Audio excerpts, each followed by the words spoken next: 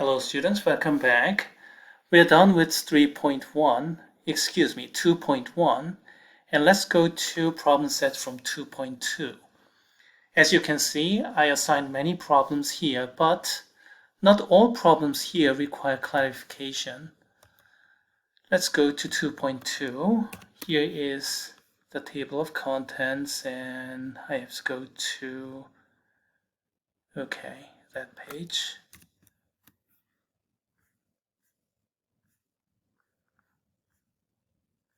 Okay, here we go. And what are the problems that I assigned? Problem 3, 4, and 5. Let's see. Problem 3. Okay, it's a computational problem.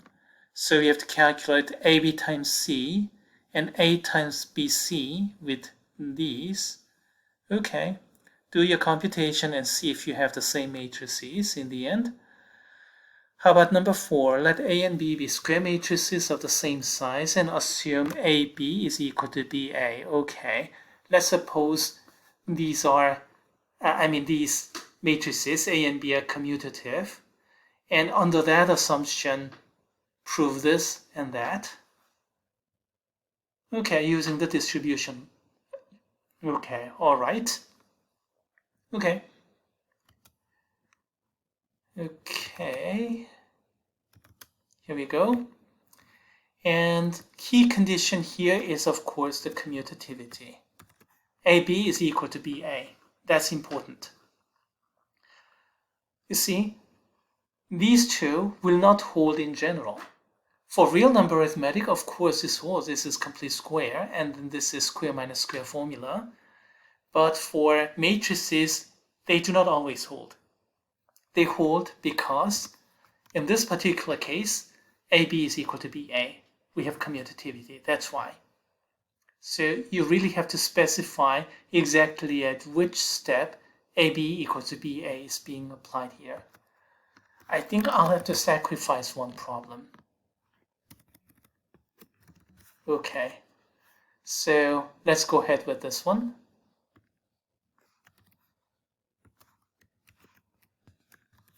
Okay, all right. That's equal to A plus B times A plus B, of course, by definition. And we have to use distributivity, right? So we can FOIL it, but then again, you didn't prove the foiling actually works. It does, but you didn't prove it yet. So to be really absolutely precise, you'll have to use the distributive law. So you can assume this big thing is a matrix and then distribute it to A and then B. Consequently, you're going to get A times this big matrix, A plus B times that big matrix, A plus B. This is what you're getting in the second line. Excuse me. Okay. And then we have another distributive law. You can distribute this A to this and that. So first we have A times A. So that's A squared, no problem there. No. Let me write A times A.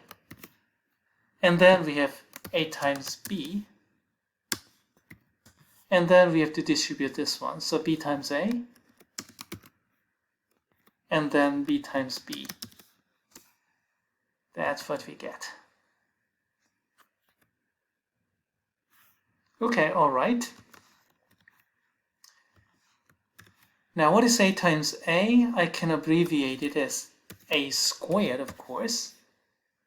And then B times B, I can abbreviate it as B squared. And if you just go ahead with A squared and B squared over there, that would have been fine. And let's go ahead and do that. This was a bit too much. Okay, all right. Let's go ahead and do that. Okay, the key point is this.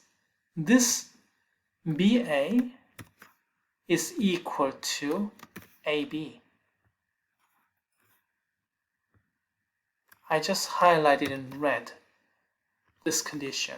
You see, it's very important that you specify exactly at which step like the given condition is used. Here, BA is equal to AB is used from transition from the third line to the fourth line. So this equality here, which I'm highlighting in red again, that's where we use this commutativity condition. And another highlighting here, BA is equal to AB. And then, of course, that's equal to A squared, capital, plus 2AB, because we have AB times another AB. And that'll complete the proof.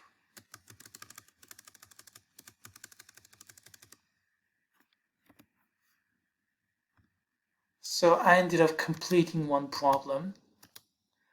That's okay. I have another problem here for you, and make sure you are doing it right. This condition, BA is equal to AB, that must be used in a proper place, and that's a key step.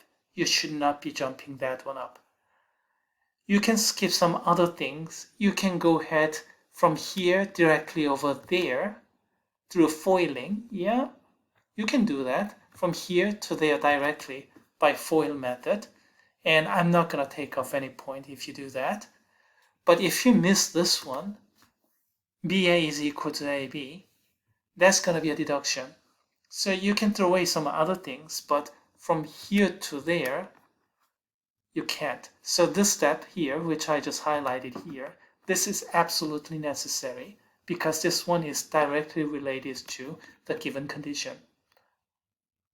Okay, can you do the same thing to the second problem here? And that's how you write the proof. I think I already said one of the primary goal of this course is to not just learn proof, but learn some mastery basically on proof by algebraic manipulation. There are other kind of proofs as well, and those are harder, and those kind of proofs, those kind of things cannot be mastered in a single course. As a matter of fact, you start here and then enforce it again in higher level course, and then by the time you take real analysis 2 or abstract algebra 2, you'll have appropriate mastery.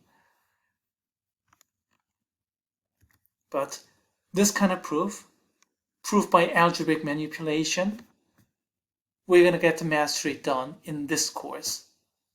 So this is a kind of thing that I'm going to emphasize the most in any exam. Okay, all right. So much for that. And then let's go over to some other problems here. Let me see.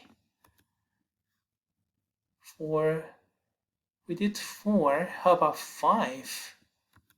How about number 5? Oh, this is just a computation problem. Calculate AB and BA. And I'm pretty sure you're going to get 2 different matrices there. And please check if this is true for these matrices, AB. And also, if that's true, I'm quite certain the answers will be false. You see, A plus B total quantity squared and A squared plus 2AB plus B squared will most likely to be different. And same goes over here. A plus B times A minus B is not going to be A squared minus B squared. The reason, AB and BA, calculate those, they're not going to be the same, you see. These two, come on, these two, this one and that one, were based upon AB equals to BA, and that's not the case there. I'm going to leave you there, and let's move on to some other problems here. I was kind of tempted to write some problem like number 9 or problem 10 because we have to do a lot of this kind of computation, matrix times column vector. But there are a lot of computation problems already, so I skipped those. And we have some problems here, 21 and 22. Let's discuss those in a separate video. And then how about these? 33 and 34. You have big matrix like this, But don't be intimidated. Look at these matrices, a bunch of zeros. So the computation will turn out to be very easy, as a matter of fact. It's just that by multiplying some of these matrices to the left, please check what kind of effects that multiplication has. Kind of like killing all the rows except one, killing all the columns except one, those kind of things. And these kind of things, let's see, switching the order of two rows. And for example, first row is taken to third row is going to first row, kind of like those kind of things. Or adding one row to another and multiplying, say, 3 to one row and adding to the next row, things like those. Elementary row operations, which will become important in the next section. Just some computation problems, that's basically it. Nothing fancy. Where do we have to go? Yeah, 21 and 22. Looks like we'll have to talk about these in a separate video. Let's stop here.